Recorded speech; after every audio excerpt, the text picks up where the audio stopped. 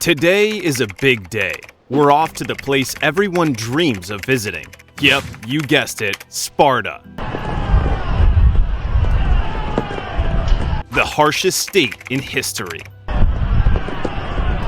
Today we're going to get those abs in shape and march under the command of King Leonidas to face the Persians. Let's find out what the legendary stand of the 300 Spartans was really all about. Unfortunately, real life isn't quite like the movies and games, but that's why you've got our channel, right? So leave a comment. Would you like to take a trip to Sparta? And brace yourself, this is going to be intense.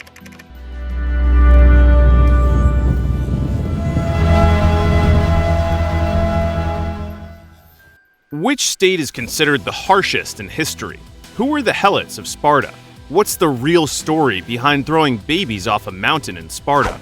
What happened at Thermopylae, and what was the role of King Leonidas? Finally, what was the role of women in Sparta, and how did they prepare for childbirth?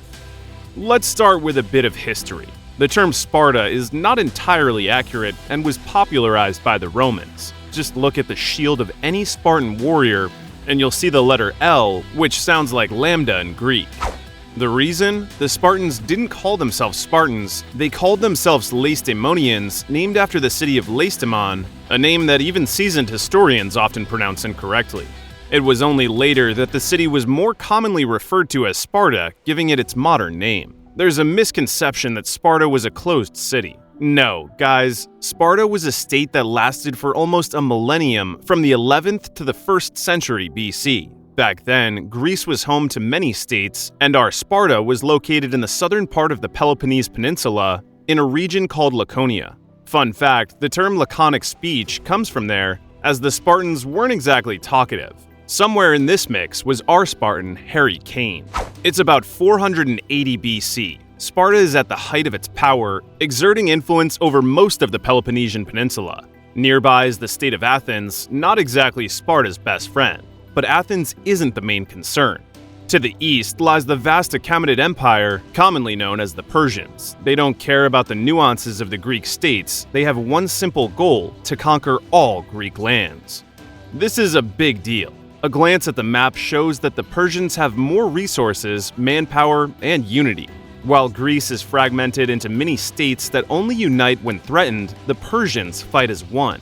Spoiler alert, they lost. Why did they lose? Because for the Greeks, the art of war is sacred, and for the Spartans, it's literally their lives.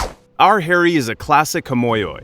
That's what full citizens were called in Sparta. There were also the common workers, the mothakes, and the neodemodes who were considered half-citizens, but the hardest lot fell to the helots. They were the poorest caste of Spartans, mostly peasants, somewhere between serfs and slaves. However, Sparta's system was more complicated than similar states. Harry's family, for example, might have had a dozen helots working their land. On paper, these helots were obliged to give Harry's family a fixed percentage of their harvest.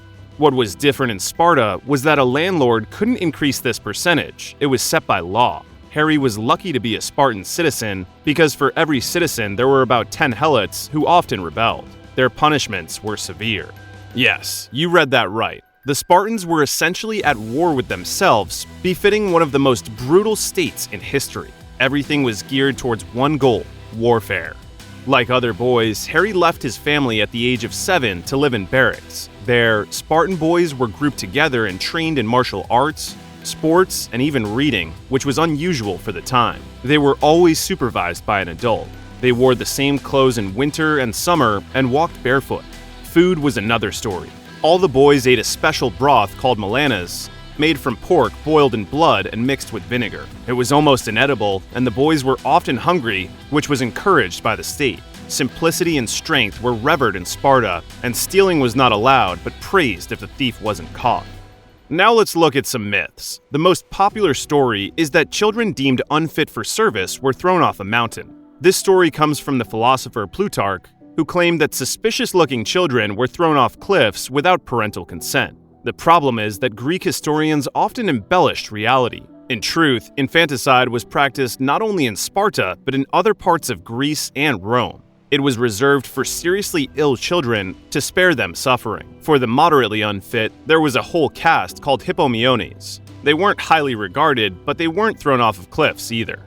Archaeologists have long studied the alleged dumping grounds and found no remains. Back to our Harry. Children were not allowed to wear clothes until they were 12 years old. Before that, they ran around naked. At the age of 17, they faced their final test, a climb to the Temple of Artemis, high in the mountains. The test was a severe flogging. The boy had to endure numerous lashes, which only stopped at the sight of first blood. If he cried out, the whipping continued and became more severe.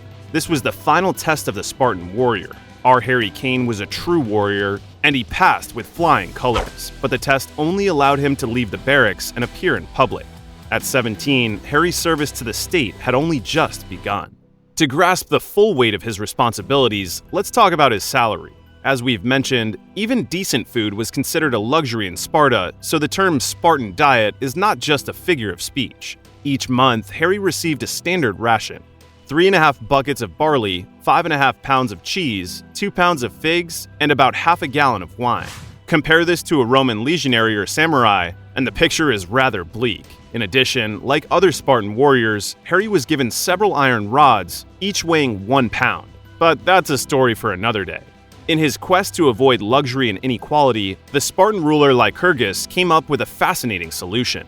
The accumulation of gold and silver was punishable by death, and the currency of Sparta was precisely these iron bars. One weighed 1 pound, and to make any significant purchase, you'd have to carry them around in large quantities. The idea was simple: any major transaction would become public. It's impossible to move that much currency discreetly, and if a deal is public, it's easy to get curious about where someone got that much money. A foreigner visiting Sparta would find that they couldn't buy anything with their gold or silver coins. The Spartans viewed such coins with disdain. This system effectively stamped out corruption, robbery, and theft. Why take a bribe when you could build a barn to store the money and attract attention? So along with his meager rations, Harry was given a few of these bars. With them, he could buy about 20 pounds of meat and manage to survive, all the while training rigorously every day. After all, a Spartan warrior was worth 10 of any other, and this principle had to be upheld. Overall, the movie 300 did a good job of depicting the warrior's equipment.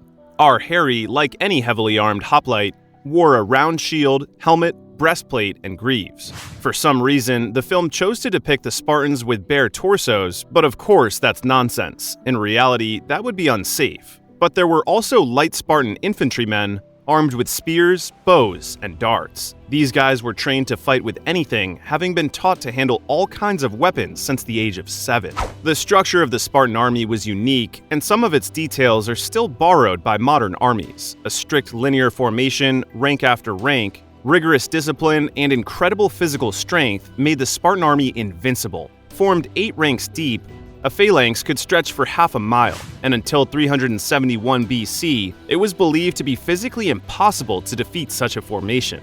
The reason was simple. Unlike other armies, the Spartans had no engineering structures. They simply pushed forward, relying on brute force, which they outmatched almost every opponent.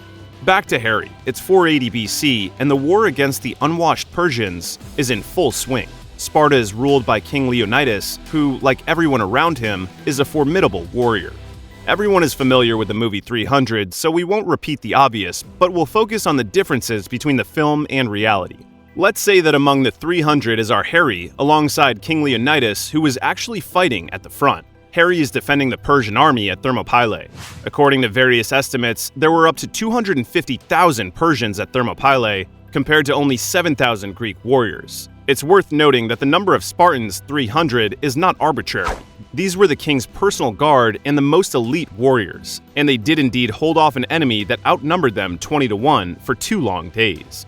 They would have held out even longer, but a local man, Ephialtes, decided to take advantage of the situation. Ephialtes told the Persians of a mountain path that would allow them to bypass the Greek positions, but Spartan intelligence was up to the task, and Leonidas was the first to know. The king immediately sent the entire army home, keeping only his 300 hoplite guards. But it wasn't romance, it was common sense. In Sparta, the greatest sin was to retreat from the battlefield without clear orders.